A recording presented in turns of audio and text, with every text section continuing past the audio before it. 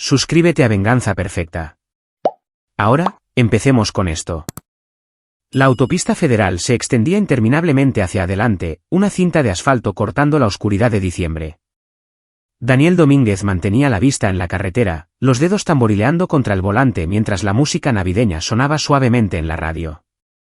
Llevaba 6 horas conduciendo directamente desde la zona petrolera en Tampico, luchando contra el agotamiento porque le había prometido a Elena que estaría en casa para la Nochebuena. La voz de su hija resonaba en su mente desde su última llamada telefónica. ¿De verdad vas a estar aquí, papá? ¿Lo prometes? 9 años y ya había aprendido a dudar de las promesas. Eso era culpa suya. 3 años de trabajo en plataformas marinas, cumpleaños perdidos, días de acción de gracias pasados en alta mar. Pero ya había ahorrado lo suficiente. Esta era su última rotación. Después de las vacaciones, empezaría su nuevo trabajo en una empresa de consultoría en la Ciudad de México. Horario regular, fines de semana en casa, un padre de verdad en lugar de una voz en el teléfono. El GPS lo dirigió fuera de la autopista hacia el exclusivo vecindario de su exesposa en San Pedro. Cristina se había vuelto a casar hace 2 años. Un abogado corporativo llamado Carlos Ramírez. Se mudaron a una enorme residencia en los suburbios, del tipo con garaje para 3 camionetas y alberca en la parte trasera. Cristina le enviaba fotos a veces, probablemente para restregárselo. Mira lo que te estás perdiendo. Mira lo que tenemos ahora. A Daniel no le importaba. Mientras Elena fuera feliz y estuviera bien cuidada, su orgullo podía soportar el golpe. Su divorcio había sido brutal pero necesario. Cristina quería a alguien estable, alguien presente, alguien que no oliera a petróleo crudo y metal. No podía culparla por eso.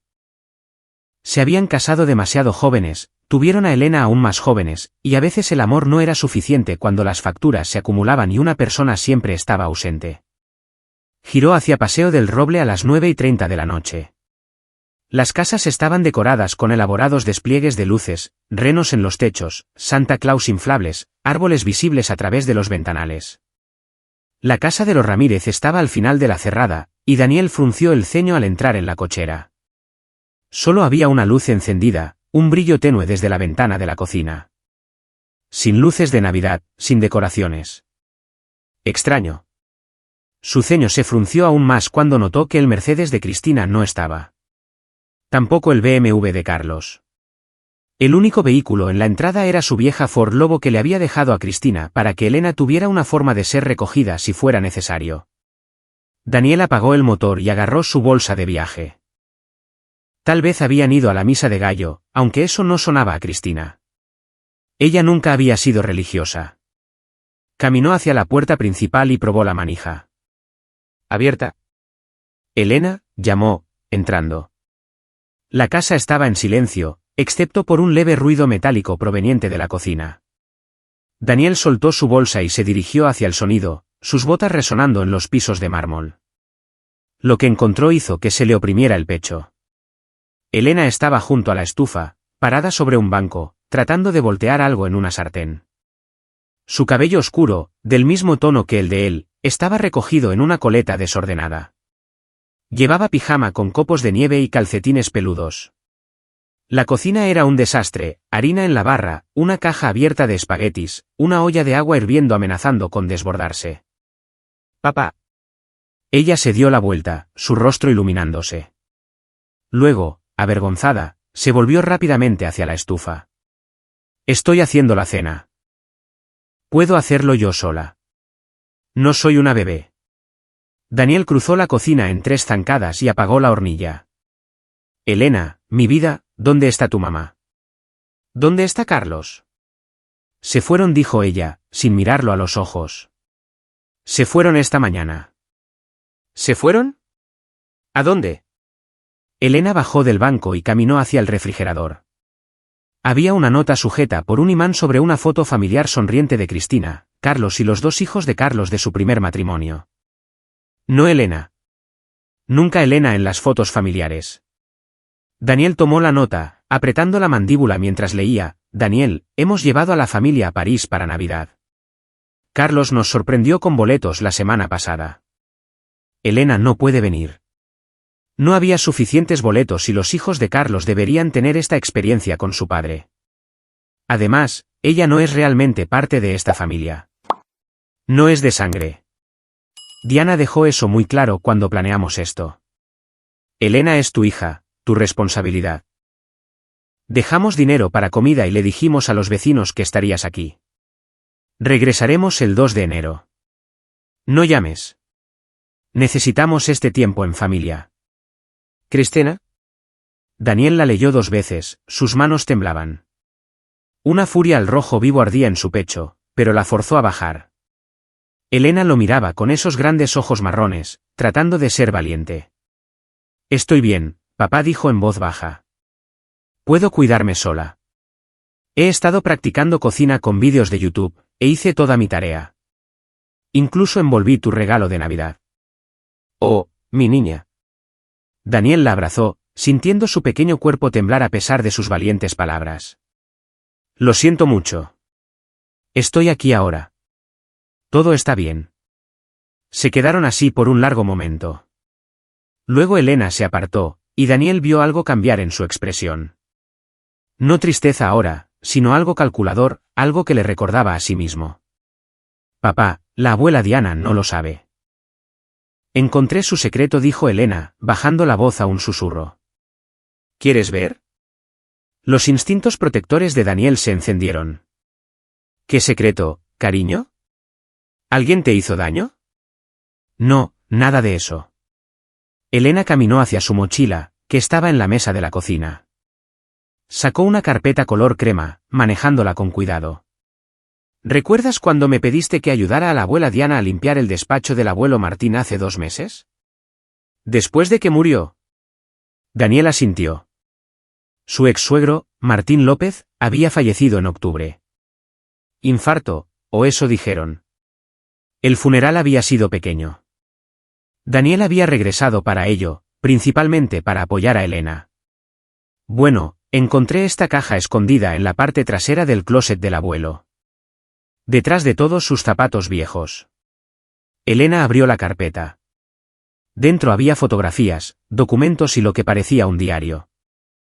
La abuela Diana entró y se enojó mucho, dijo que no debería tocar las cosas del abuelo, pero ya había tomado fotos con mi tableta cuando la escuché venir.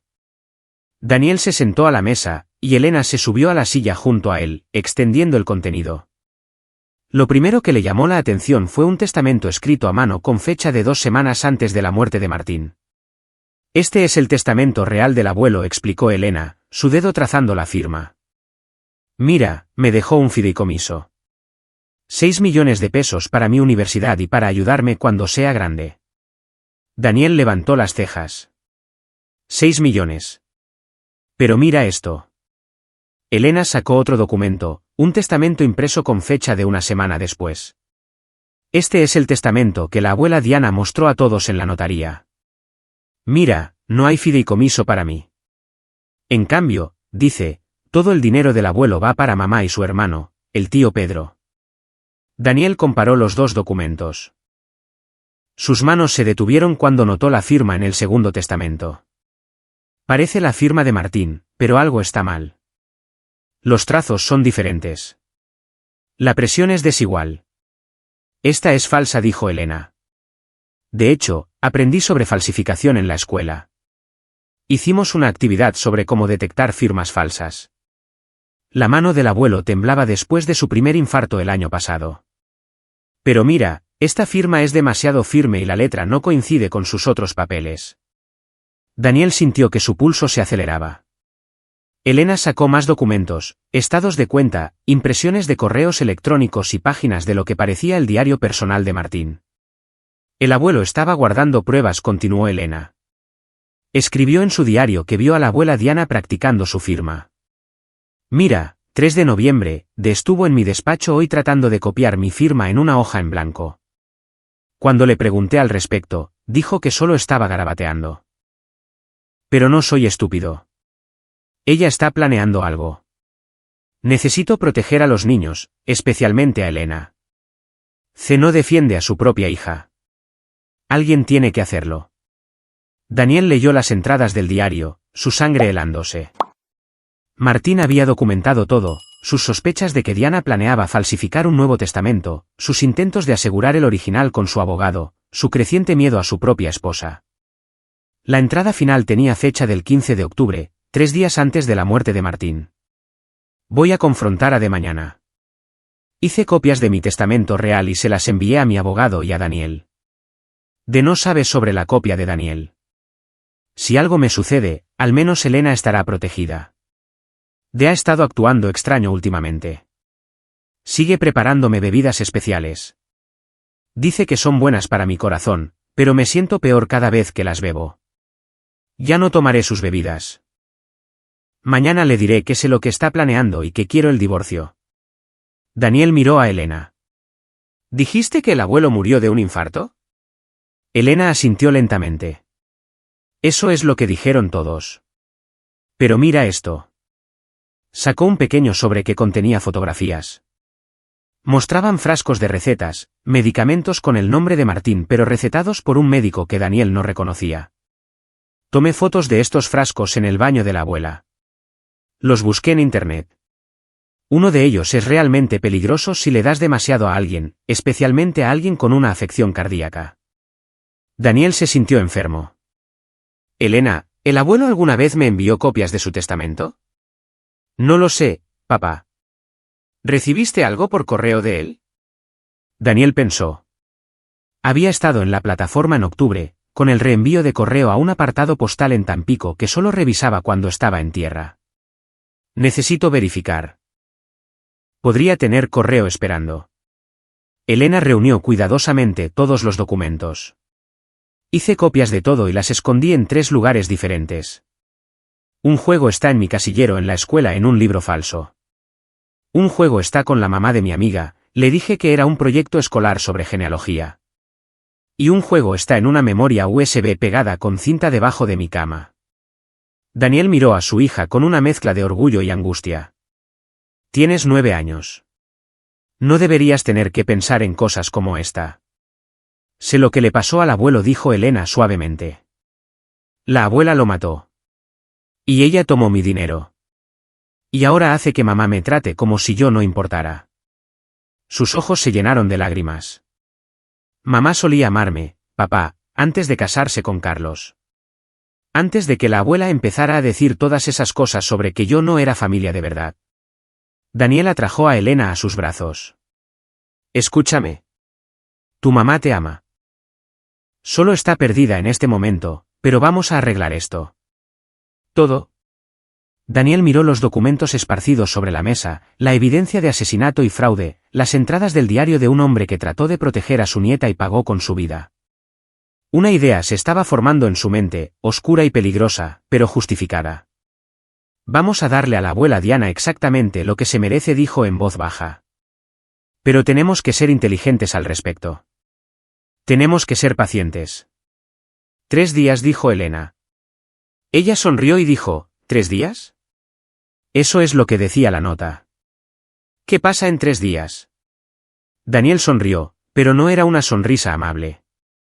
Era la sonrisa de un hombre que había pasado 20 años trabajando en empleos peligrosos, tratando con hombres peligrosos, aprendiendo a sobrevivir en lugares donde la debilidad te mataba. En 3 días, mi niña, vamos a mostrarle a tu abuela que cometió un gran error.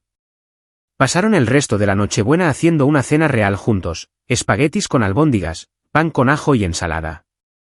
Elena hablaba mientras cocinaban, contándole a Daniel sobre la escuela, sus amigos, el proyecto de ciencias en el que estaba trabajando. Cosas normales de niños. Pero debajo de todo eso, Daniel podía ver el dolor, el rechazo, el conocimiento de que su propia familia la había abandonado en Navidad. Después de la cena, se sentaron en la sala, que tenía un árbol al menos, aunque estaba escasamente decorado, y Elena abrió los regalos que Daniel había traído, libros, ella quería un nuevo set de arte, y una cadena con un dije de brújula. Para que siempre encuentres tu camino a casa, explicó Daniel mientras se la abrochaba alrededor del cuello.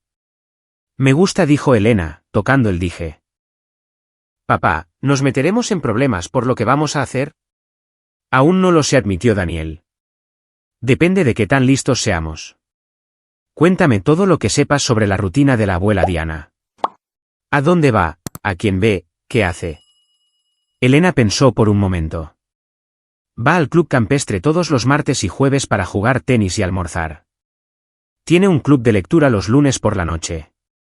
Es voluntaria en el hospital los miércoles.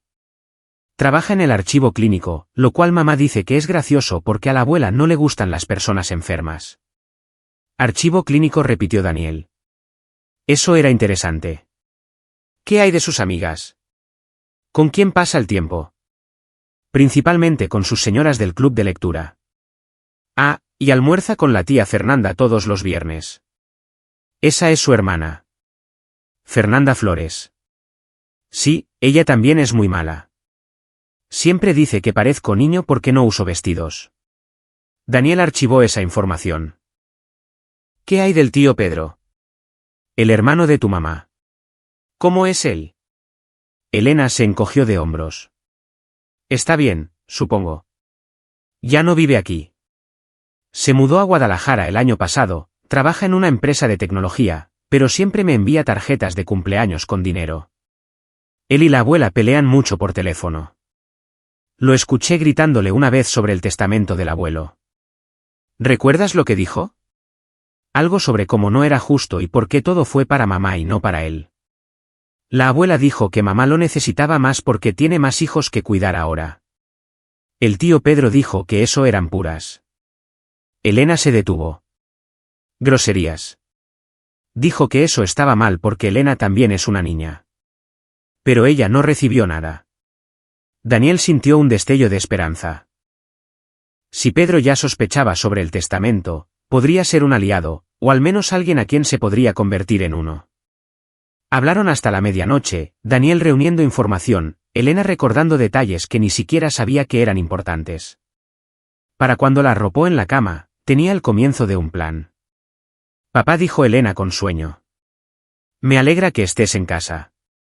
Yo también, mi niña. Yo también. Daniel se sentó en la sala oscura, con su computadora portátil abierta, buscando información. Primera parada, los registros del apartado postal de Tampico. Inició sesión en su cuenta y vio que, sí, había un paquete de Martín López entregado el 16 de octubre. Había estado allí durante 2 meses. Tendría que conducir hasta allá mañana para recuperarlo. A continuación, buscó a Pedro López, el hermano menor de Cristina. Lo encontró en LinkedIn. Ingeniero de software en Guadalajara. Soltero, sin hijos. Daniel encontró un número de teléfono y consideró llamar, luego decidió no hacerlo. Aún no. Necesitaba más información primero. Sacó los registros de Diana de López. 62 años, viuda, sin antecedentes penales. Trabajo voluntario en el Hospital Santa Catarina durante los últimos 5 años. Miembro de varios clubes y organizaciones benéficas.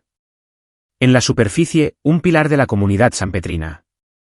Pero Daniel había aprendido hace mucho tiempo que las superficies eran engañosas. El mar podía parecer tranquilo mientras las corrientes acechaban debajo.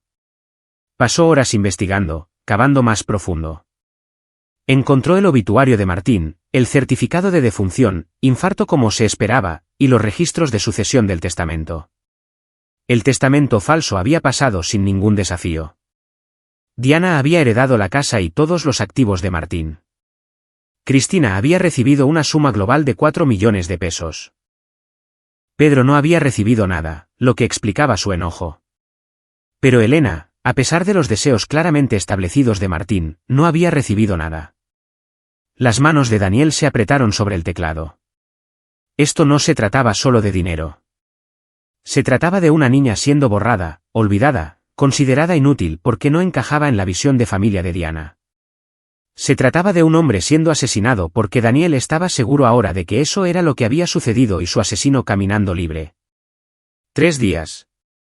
Eso es lo que le dijo a Elena. Pero tomaría más tiempo que eso para hacer esto bien. Aún así, 3 días parecía un buen número.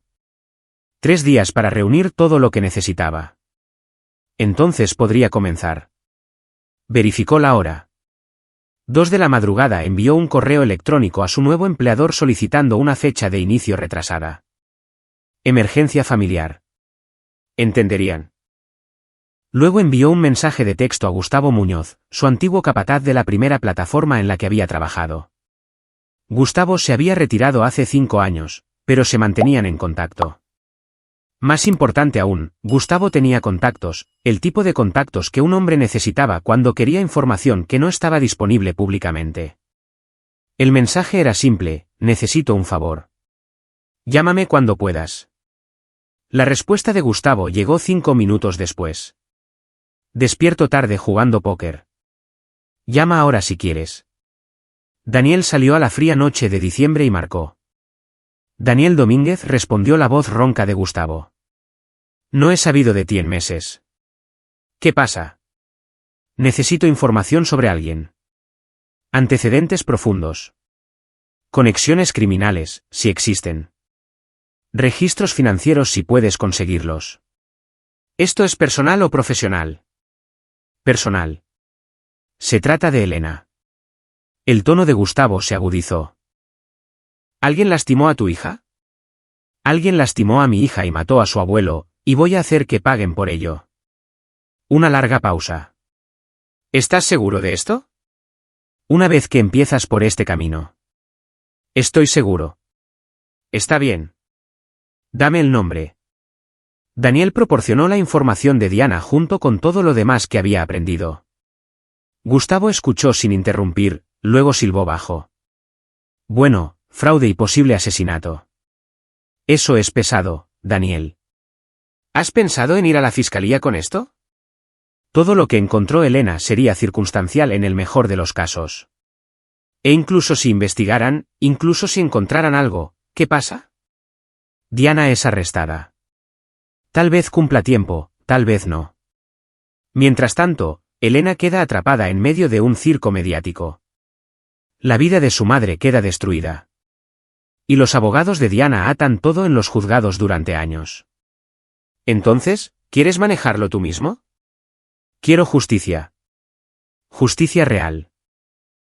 Del tipo que asegure que Elena obtenga lo que se le debe y que Diana pague por lo que ha hecho. Dame 48 horas, dijo Gustavo. Veré qué puedo encontrar. Gracias, Gustavo. Daniel, ten cuidado. Las personas que matan una vez pueden matar de nuevo. Después de colgar, Daniel volvió a entrar. Verificó a Elena, que dormía plácidamente, y luego se acostó en el sofá. Pero el sueño no llegaba. Su mente estaba corriendo, planeando, calculando riesgos y recompensas. Diana López había cometido 2 errores fatales. Primero, había subestimado el amor de Martín por su nieta. Segundo, había asumido que Daniel era solo otro padre ausente al que no le importaría o no actuaría. Estaba a punto de aprender cuán equivocada estaba. La mañana de Navidad llegó gris y fría. Daniel se despertó y encontró a Elena ya levantada, sentada a la mesa de la cocina con su carpeta de evidencia extendida nuevamente. Feliz Navidad, papá. Feliz Navidad, cariño. ¿Qué estás haciendo? Haciendo una línea de tiempo. Había dibujado un gráfico en papel de cuaderno con fechas y eventos. Pensé que podría ayudar. Mira, el primer infarto del abuelo fue en marzo. La abuela comenzó a ser voluntaria en el hospital en abril. El abuelo escribió en su diario que sus bebidas sabían raro a partir de agosto. Murió en octubre. La abuela legalizó el testamento falso en noviembre. Daniel estudió la línea de tiempo. ¿Cuándo se casó tu mamá con Carlos? En marzo, justo después del primer infarto del abuelo. ¿Y cuándo empezó la abuela Diana a decir cosas sobre que no eras familia de verdad? La cara de Elena cayó. Alrededor de mayo, creo, después de que terminaron las clases. Dijo que sería mejor si fuera a un campamento de verano en lugar de quedarme con ellos. Mamá se molestó y dijo que no. Pero luego la abuela siguió diciéndolo, y luego mamá comenzó a decir que tal vez sería bueno para mí tener independencia. Así que justo después de que ella comenzó a ser voluntaria en el hospital, reflexionó Daniel. Elena, ¿recuerdas qué medicamentos estaba tomando el abuelo para su corazón? Había un montón. Déjame revisar mis fotos. Elena sacó su tableta y se desplazó. Aquí. Estos eran los que estaban en el baño de la abuela. Daniel anotó los nombres y las dosis. Uno de ellos, digital, digoxina, le heló la sangre. Recordó un caso de hace años, tipos en la plataforma hablando de una investigación de asesinato en Veracruz donde una mujer había matado a su esposo dándole demasiado de su medicamento para el corazón. La intoxicación por digital podría parecer un infarto natural. Papá, ¿qué estás pensando?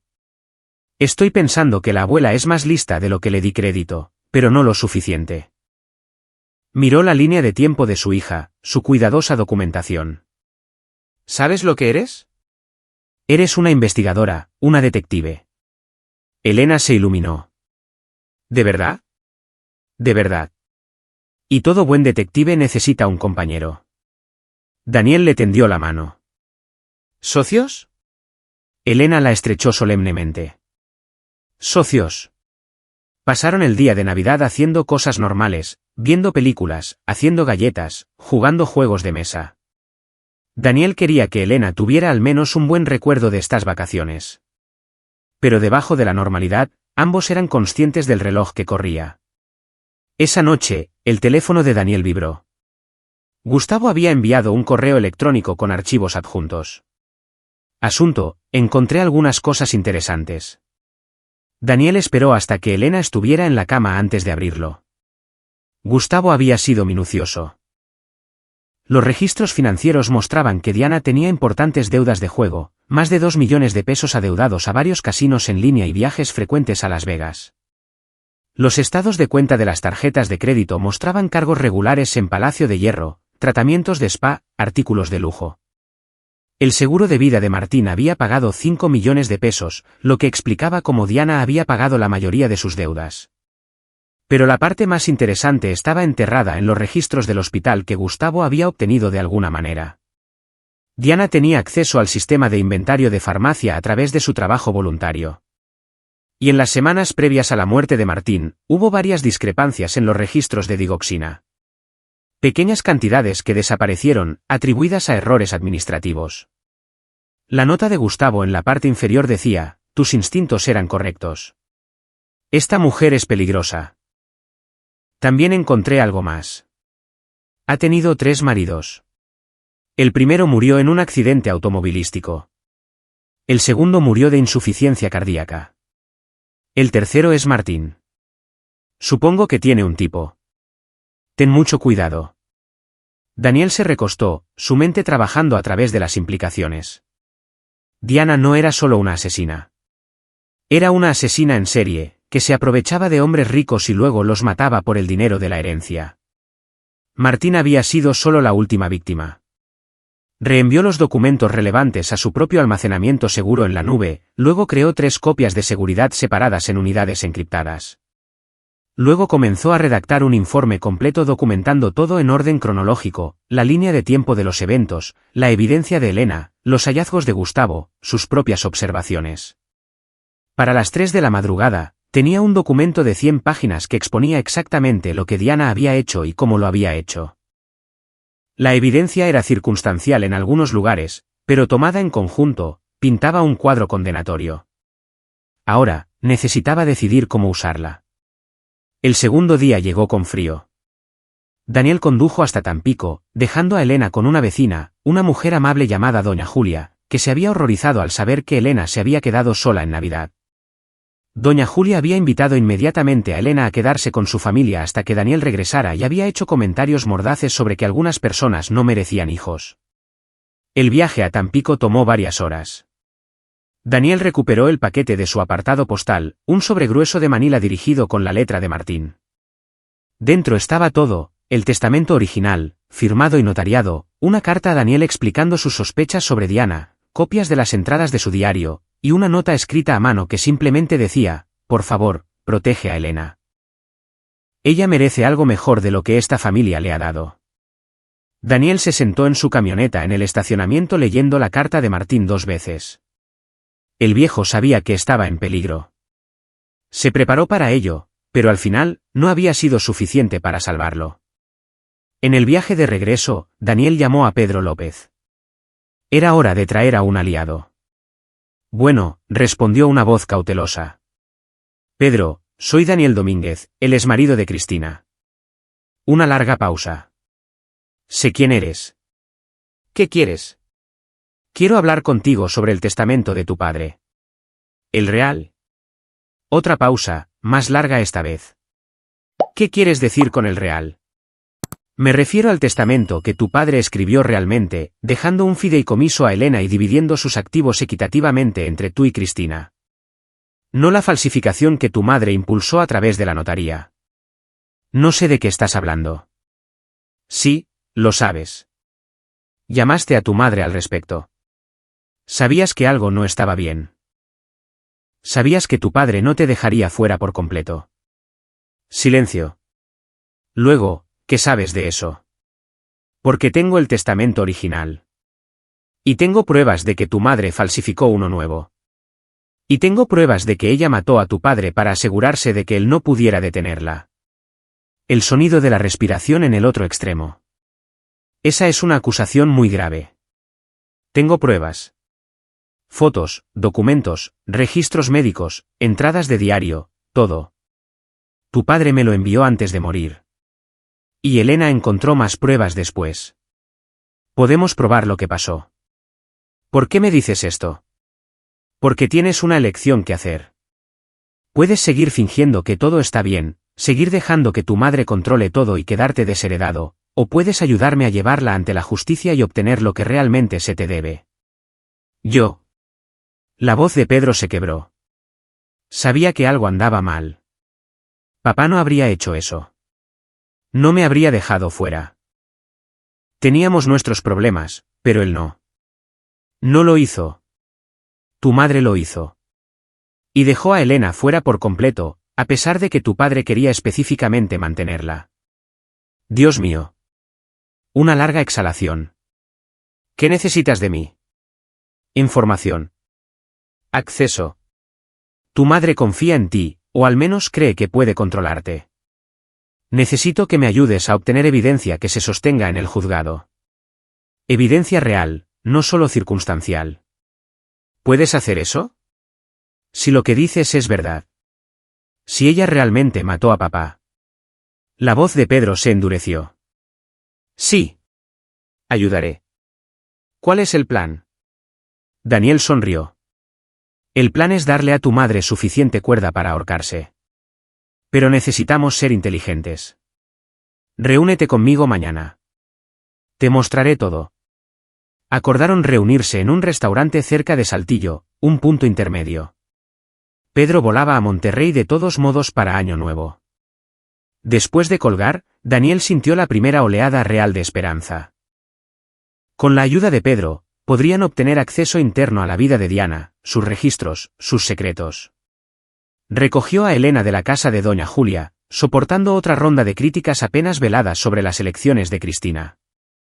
Esa hija tuya es un tesoro, dijo doña Julia. Lista como ella sola y muy educada. Es una vergüenza cómo algunas personas tratan a su propia sangre. Gracias por cuidarla, doña Julia. Cuando quieras. Y Daniel, si necesitas algo, cualquier cosa, solo pídelo. No estoy de acuerdo con lo que pasó aquí. No está bien. En la camioneta, Elena se abrochó el cinturón de seguridad y lo miró expectante. ¿Conseguiste el paquete del abuelo? ¿Lo hice? Tenías razón en todo. Y hablé con el tío Pedro. Él nos va a ayudar. ¿De verdad? Pero pensé que estaba del lado de la abuela. Lo estaba. Pero ahora sabe la verdad. A veces la gente solo necesita la información correcta para tomar la decisión correcta. ¿Es eso lo que estamos haciendo? ¿Dando información a la gente? Daniel miró a su hija. Estamos haciendo más que eso, mi niña. Estamos mostrándole a la gente quiénes son realmente. Y a veces, cuando la gente ve quiénes son realmente, se destruyen a sí mismos. Pedro López llegó a la mañana siguiente con aspecto demacrado.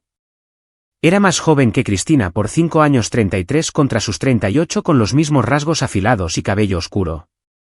Pero donde Cristina siempre había sido nerviosa y consciente de su imagen, Pedro tenía una vibra más relajada.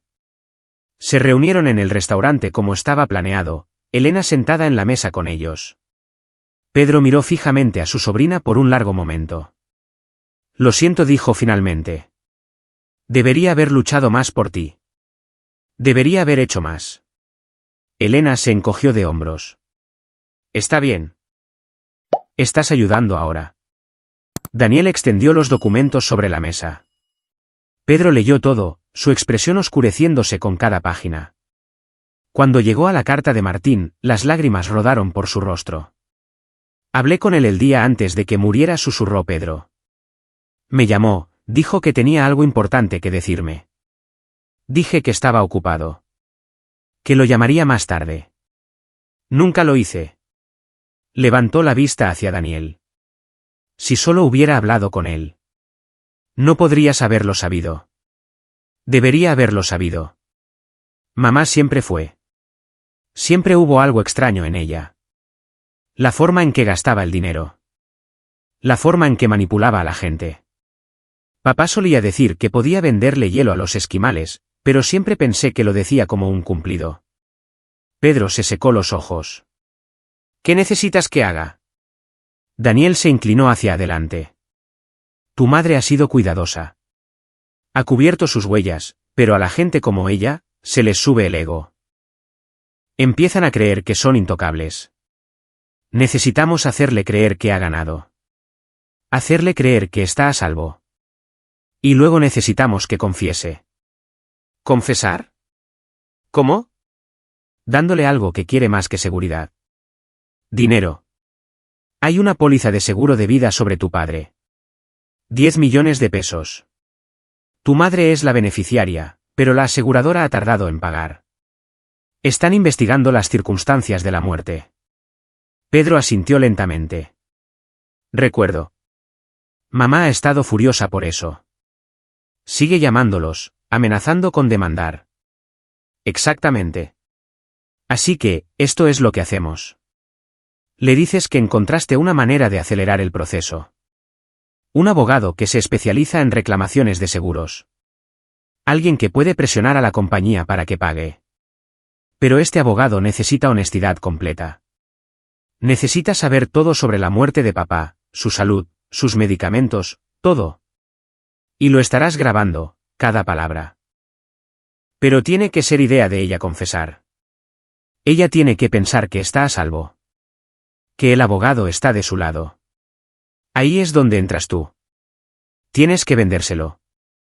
Hazle creer que este es su boleto para conseguir ese dinero. Pedro pensó por un momento. Hay algo más. Mamá ha estado saliendo de nuevo.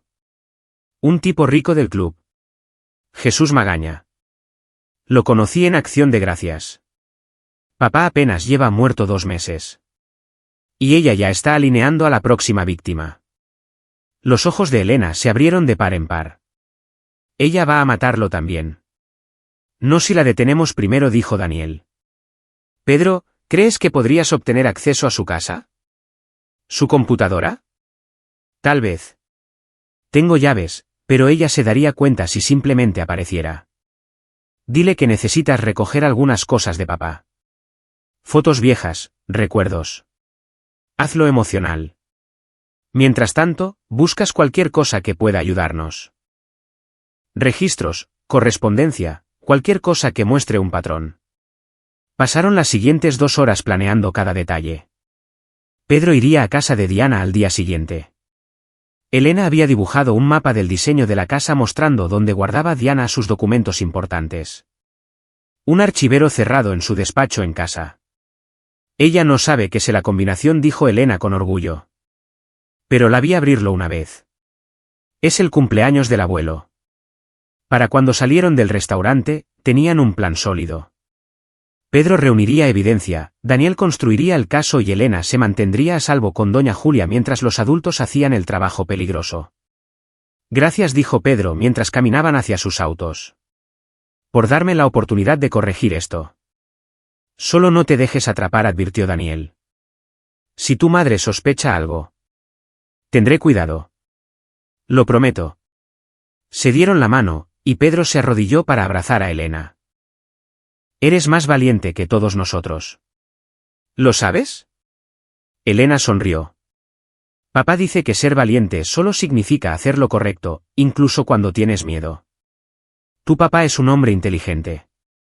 Las siguientes 36 horas fueron tensas. Daniel esperó noticias de Pedro mientras mantenía a Elena distraída con actividades normales. Fueron al cine, jugaron en el parque, hicieron algunas compras. Elena nunca se quejó, nunca preguntó cuándo regresaría su madre. Parecía casi aliviada de estar lejos de esa casa, del recordatorio constante de que no era querida. El 28 de diciembre, Pedro llamó. Lo tengo, dijo, sin aliento. ¿Todo? Dios, Daniel, tienes razón. Es peor de lo que pensábamos. ¿Qué encontraste? Registros financieros que se remontan a 20 años. Evidencia de fraude, estafas de seguros, documentos falsificados. Y fotos. Guardaba fotos de sus maridos anteriores. Hay notas en los márgenes. Sobredosis de medicamento para el corazón imita muerte natural. Literalmente documentó sus propios asesinatos. Daniel sintió hielo en sus venas. ¿Guardaba evidencia de sus crímenes como trofeos? Creo que le excita. También hay un diario, escondido en el archivero. No es como el diario de papá. Es más como instrucciones. Como elegir un objetivo, como ganar su confianza, como matarlos y hacer que parezca natural. Daniel, esta mujer es un monstruo. ¿Conseguiste todo? Fotografié cada página. Estoy subiendo a la nube ahora. Pero Daniel, hay algo más. Encontré cartas. Cartas de Cristina. Un escalofrío lo recorrió. ¿Qué tipo de cartas? Del año pasado. Cristina sabía. Ella sabía que mamá planeaba matar a papá.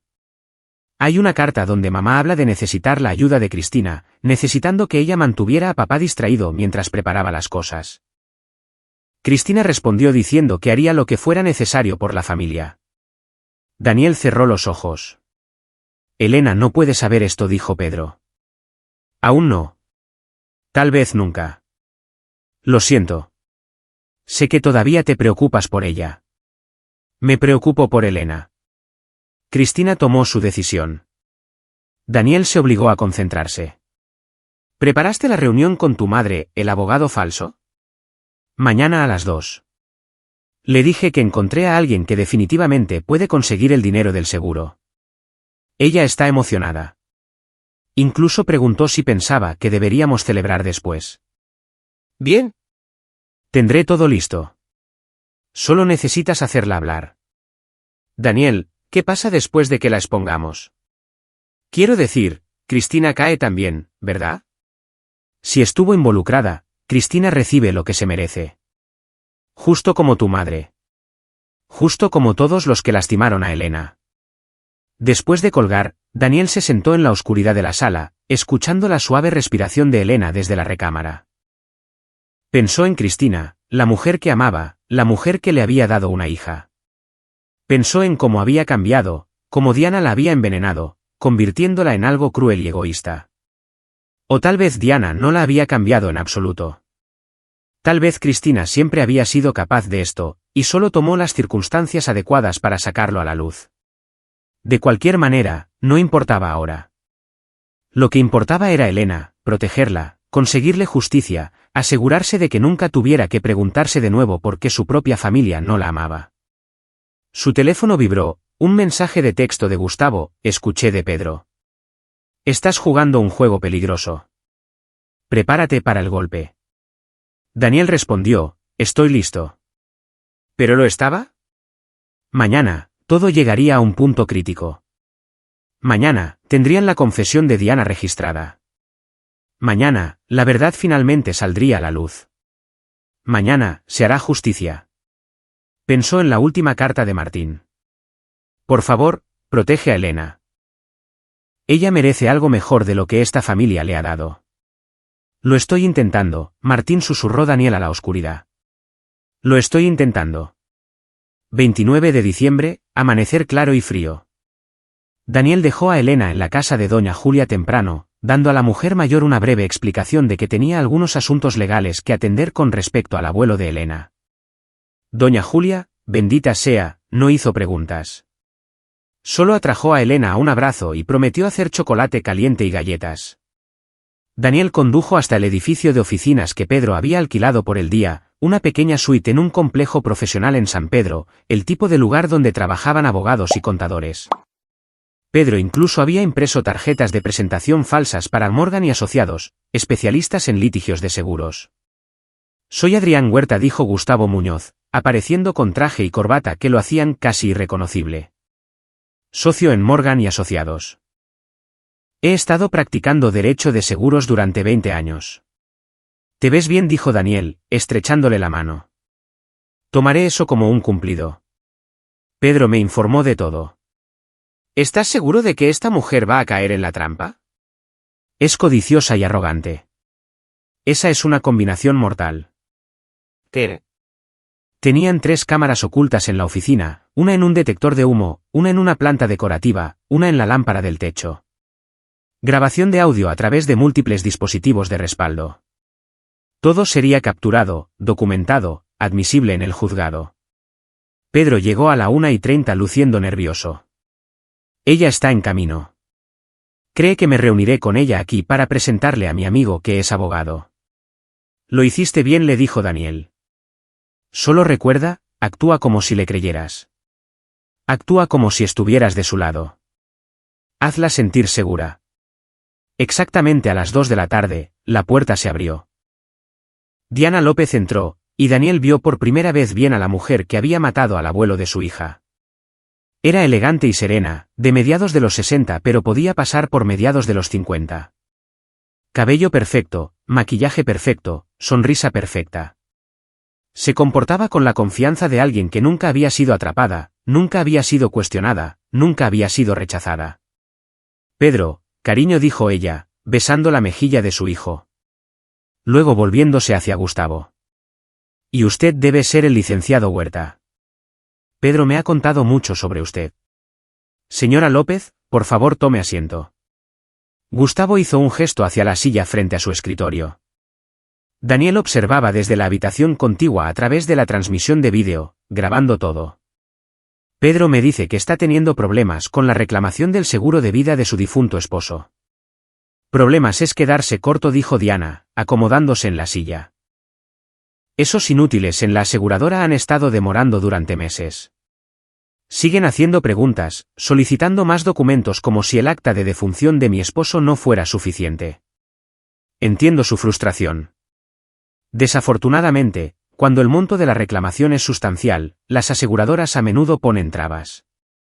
Esperan que se conforme con menos o se rinda por completo. Pero me especializo en asegurarme de que eso no suceda». Eso es lo que dijo Pedro. «¿Qué tan rápido puede resolver esto?» «Eso depende de varios factores. Necesito entender todo sobre la muerte de su esposo. Las circunstancias, su historial médico, cualquier factor que pueda dar a la aseguradora motivo para investigar.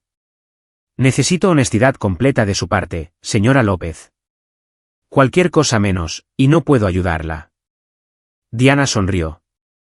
«Por supuesto. ¿Qué quiere saber?» «Empecemos con su salud». «¿Su esposo gozaba de buena salud antes de su muerte?» Martín tenía una afección cardíaca. Ya había tenido un infarto, unos 8 meses antes de morir. Estaba tomando medicación para ello. «¿Qué medicamentos específicamente?» Diana recitó una lista. Gustavo tomó notas, asintiendo profesionalmente. «¿Y cumplía con su régimen de medicación?» «Oh, sí, muy cumplidor. Me aseguré de ello. Le daba sus pastillas todos los días. Me aseguraba de que las tomara exactamente como se las recetaron». «¿Usted administraba personalmente sus medicamentos?» «Sí». Martín podía ser olvidadizo, así que asumí esa responsabilidad. Daniel observó cómo Gustavo se reclinaba, juntando las yemas de los dedos. «Señora López, le voy a preguntar algo, y necesito que sea completamente honesta conmigo. La aseguradora ha planteado algunas preocupaciones sobre las circunstancias de la muerte de su esposo.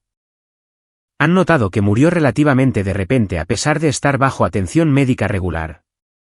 También han notado que se renunció a la autopsia y el certificado de defunción fue firmado por un médico familiar en lugar de un forense. Estas son banderas rojas para los investigadores. La sonrisa de Diana no vaciló. ¿Qué está insinuando? No estoy insinuando nada.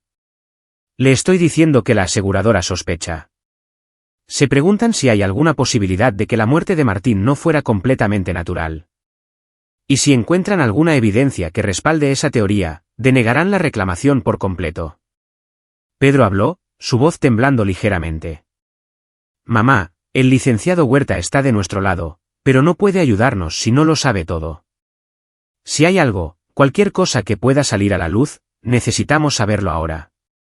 Diana miró a su hijo por un largo momento. ¿Quieres decir, si maté a tu padre?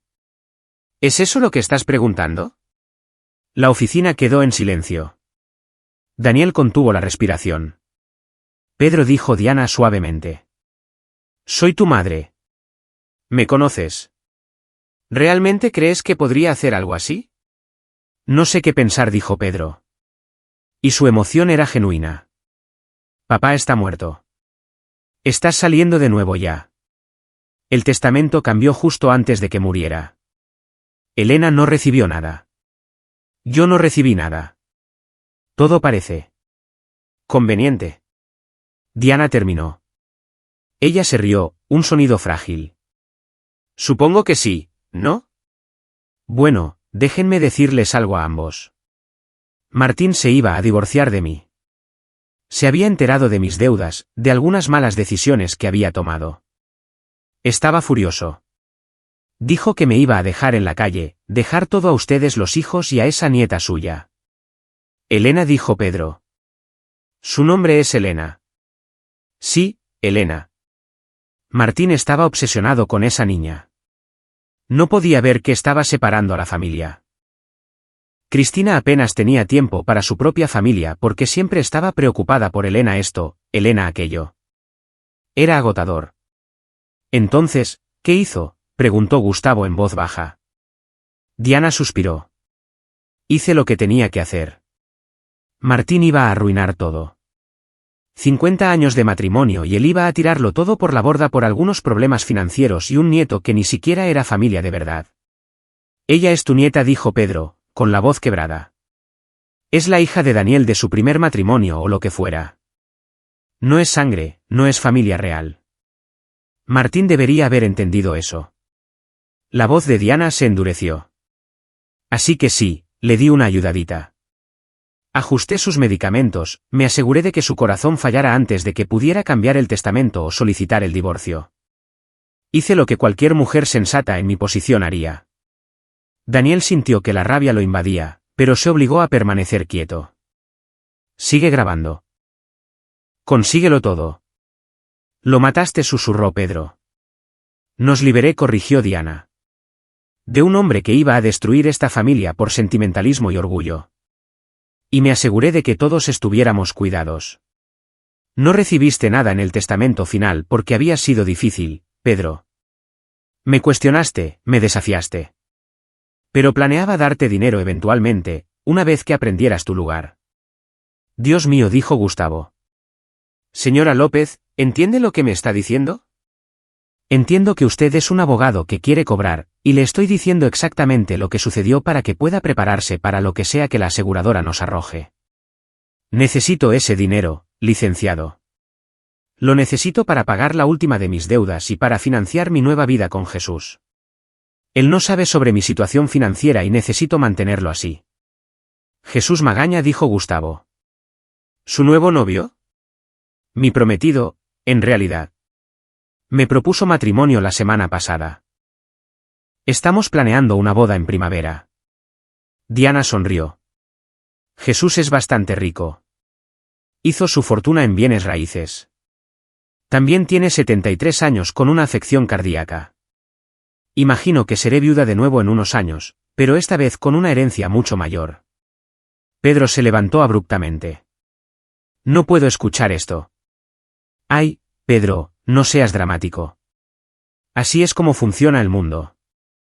Las mujeres como yo, sobrevivimos. Nos adaptamos. Tu padre entendió eso a su manera. Solo lo perdió de vista al final. Eres un monstruo, dijo Pedro. Diana también se puso de pie, alisándose la falda. Soy realista, y soy tu madre. ¿Me ayudarás a conseguir este dinero del seguro o me aseguraré de que Cristina sepa que estuviste detrás de toda esta reunión? Le diré que estabas tratando de robar mi dinero, poner a la familia en mi contra. Ella me creerá. Siempre lo hace. En realidad, dijo Daniel, entrando en la habitación. No creo que lo haga. Diana se dio la vuelta, su rostro poniéndose blanco. ¿Quién eres tú? Soy Daniel Domínguez.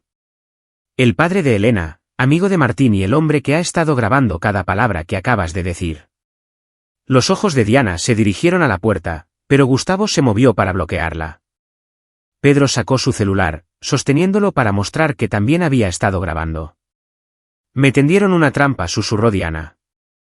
Asesinaste a tu esposo, dijo Daniel con frialdad. Le robaste a mi hija. Trataste de matar su espíritu, hacerle pensar que no valía nada. Y planeabas hacerlo todo de nuevo con algún otro pobre tonto que confiara en ti. Esto es ilegal. Nada de lo que dije servirá en el juicio. En realidad, dijo Gustavo, sí lo hará. No fue coaccionada. No estaba bajo arresto. Confesó voluntariamente asesinato, fraude y conspiración. Aquí en Nuevo León, eso es más que suficiente para una orden de aprehensión. Pedro, dijo Diana, volviéndose hacia su hijo. No puedes dejar que hagan esto. Soy tu madre. Mataste a mi padre, dijo Pedro, con lágrimas corriendo por su rostro. Ya no eres mi madre. Eres una extraña. Diana se abalanzó hacia la puerta, pero Daniel le agarró el brazo. Ella luchó, luego se quedó inerte. Bien, dijo. Bien, pero todos pagarán por esto. Cristina nunca los perdonará. Elena nunca tendrá una familia de verdad. ¿Y tú? Miró a Daniel con puro odio. Siempre serás el padre fracasado que abandonó a su hija. Siempre serás un nadie. Daniel sonrió. Tal vez. Pero seré el fracaso que detuvo a una asesina en serie. Puedo vivir con eso. La policía ministerial llegó en 20 minutos. Daniel ya los había contactado, ya los había preparado para lo que encontrarían. Arrestaron a Diana López bajo cargos de homicidio, fraude y conspiración. También trajeron a Cristina para interrogarla basándose en las cartas que Pedro había encontrado. Daniel no se quedó a mirar. Recogió a Elena de la casa de doña Julia y la llevó a un hotel. Se quedarían allí hasta que se arreglara la casa, hasta que Cristina regresara de París para enfrentar lo que había hecho. ¿Se acabó?, preguntó Elena en voz baja. La parte difícil, sí, dijo Daniel. Ahora vienen las consecuencias. ¿Irá mamá a la cárcel? No lo sé, mi niña. Depende de cuánto sabía, cuánto ayudó. Los abogados lo resolverán. Elena guardó silencio durante mucho tiempo. Entonces no creo que quiera verla. ¿Está bien? Daniel la abrazó. Eso está más que bien. Tú decides quién está en tu vida ahora. ¿Qué hay del tío Pedro? El tío Pedro hizo lo correcto. Nos ayudó. Creo que quiere estar en tu vida si se lo permites. Está bien, dijo Elena. Me gustaría eso. En los días siguientes, la historia explotó. Los medios locales y nacionales recogieron la historia de la abuela sanpetrina que había asesinado a múltiples maridos, la nieta que había descubierto la verdad, el padre que había orquestado la confesión. Daniel protegió a Elena de la mayor parte, pero algunos detalles se filtraron. Cristina regresó de París para encontrarse bajo investigación. Las cartas probaron que sabía sobre los planes de Diana, pero su abogado argumentó que había sido manipulada, abusada, engañada. Al final, se declaró culpable de encubrimiento y recibió libertad condicional, servicio comunitario y terapia obligatoria. No intentó contactar a Elena. Daniel no sabía si eso era misericordia o cobardía. El juicio de Diana fue rápido. Con la confesión y la evidencia que Pedro había reunido, la fiscalía tenía un caso sólido. Fue condenada por 3 cargos de homicidio calificado Martín López y sus 2 maridos anteriores más fraude, falsificación y una serie de otros cargos. El juez la sentenció a prisión vitalicia. Jesús Magaña, la 4ª víctima prevista, envió a Daniel una sincera nota de agradecimiento y una donación al Fondo Universitario de Elena. Pedro luchó para que se reconociera el testamento real de Martín. El juzgado estuvo de acuerdo, invalidando el testamento falsificado. Elena recibió su fideicomiso. Pedro recibió su parte de la herencia, y los activos de Diana fueron incautados para pagar restitución a las familias de sus otras víctimas. 6 meses después, en una cálida tarde de junio, Daniel y Elena se pararon frente a una pequeña casa en un fraccionamiento tranquilo. No era lujosa, pero tenía un patio y un columpio y una recámara que Elena ya había decorado con su arte. «¿Esto es nuestro?», preguntó Elena, todavía sin creerlo del todo. «Esto es nuestro», confirmó Daniel. «Comprado con dinero de mi nuevo trabajo y un poco de ayuda de tu fideicomiso. Un nuevo comienzo». Ambos necesitaban eso. Daniel había comenzado su trabajo de consultoría, trabajando en horarios regulares, llegando a casa todas las noches. Elena se había cambiado a una nueva escuela donde nadie sabía su historia, donde podía ser simplemente una niña. Pedro visitaba cada pocas semanas, construyendo una relación con su sobrina, tratando de compensar el tiempo perdido. Doña Julia se había convertido en una abuela sustituta, del tipo que horneaba galletas y le decía a Elena que era especial. ¿Y Elena? Elena estaba sanando. Todavía tenía pesadillas a veces, todavía se estremecía cuando alguien alzaba la voz. Pero sonreía más ahora, se reía más, dibujaba imágenes de familias felices y hablaba sobre el futuro. Papá dijo mientras caminaban hacia la puerta principal. Sí. Gracias. ¿Por qué? Por creerme. Por luchar por mí. Por mostrarme que valgo la pena. Daniel se puso en cuclillas, mirando a su hija a los ojos. Elena, escúchame. Vales la pena. Siempre lo valiste. Y cualquiera que te hiciera sentir lo contrario estaba equivocado. Eres inteligente, valiente, noble y fuerte, y estoy muy orgulloso de ser tu papá. Elena le echó los brazos al cuello. Te quiero, papá. Yo también te quiero, mi niña. Siempre. Se quedaron allí por un momento, padre e hija, sobrevivientes de una familia que había tratado de romperlos. Pero habían sobrevivido. Más que eso, habían ganado. Más tarde esa noche, después de que habían comenzado a desempacar cajas y pedir pizza, Elena encontró una fotografía que había mantenido oculta. Era del abuelo Martín tomada en su 8º cumpleaños. Él estaba sonriendo, con el brazo alrededor de Elena, ambos riéndose de algo. Elena colocó la foto en su buró.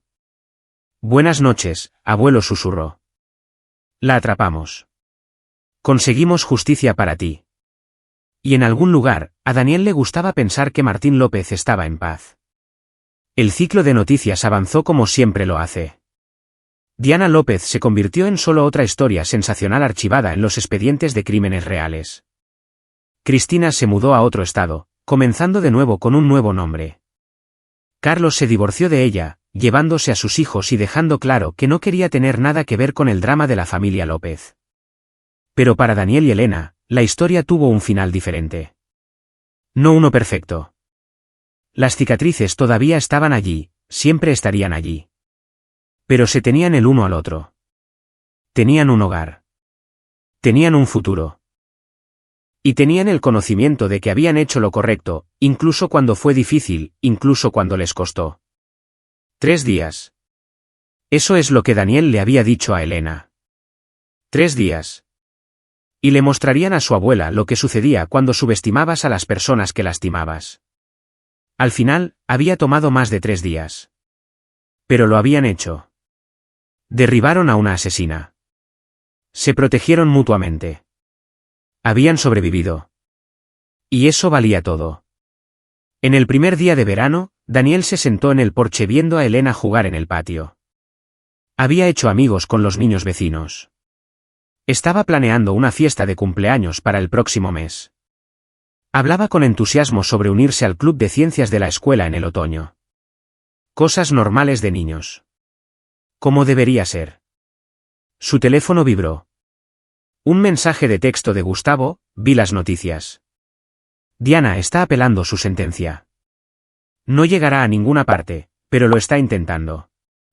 Daniel respondió, déjala intentar. Ganamos. Ella perdió. Eso es todo lo que importa. Gustavo, lo hiciste bien, muchacho. Tu hija tiene suerte de tenerte. Daniel miró a Elena, todavía jugando, todavía riendo, todavía siendo la niña increíble que siempre había sido. Tengo suerte de tenerla, respondió. Y era verdad.